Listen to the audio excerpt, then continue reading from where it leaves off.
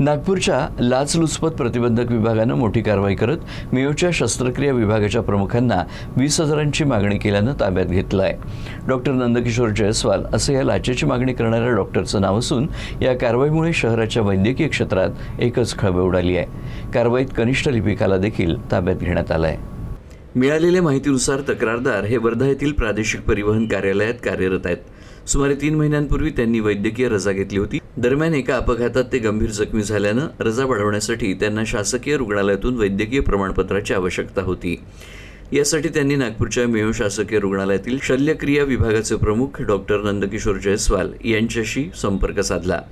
Medical certificate देण्यासाठी doctor Jaiswal यांनी सुरुवातीला 30,000 रुपयांची लाच मागितली।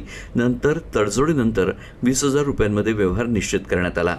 या प्रकरणाची तक्रार मिळाल्यानंतर लाचलुचपत प्रतिबंधक विभागानं सापळा रचला। लाचेची रक्कम स्वीकारण्याची जबाबदारी कनिष्ठ लिपिक आशिष सहदेव मेटेकर यांच्याकडे सोपवण्यात आल्याचा आरोप आहे। मात्र मंगळवारी एसीबीचं पथक रुग्णालयात पोहोचताच संबंधितांना संशय आल्यानं त्यांनी लाचेची रक्कम स्वीकारण्यास नकार दिला। तरीही तपासात लाचेची मागणी झाल्याचं स्पष्ट झाल्यानंतर एसीबीनं डॉक्टर नंदकिशोर जयस्वाल आणि कनिष्ठ लिपिक आशिष मेटेकर यांच्या विरोधात तहसील पोलीस ठाण्यात भ्रष्टाचार प्रतिबंधक कायद्यानुसार गुन्हा दाखल केला। दोघांनाही ताब्यात घेण्यात आलं असून पुढील तपास सुरू आहे। या कारवाईमुळे मेयो शासकीय रुग्णालयात एकच खळबळ उडाली आहे। या प्रकरणात ह्या दोन्ही आरोपींना संशय आल्यामुळं, फिर्यादीचा संशय आल्यामुळं ह्यामध्ये काहीतरी ट्रॅप असावा अशी शंका आल्यामुळं त्यांनी पैशाची स्वीकृती केली नाही।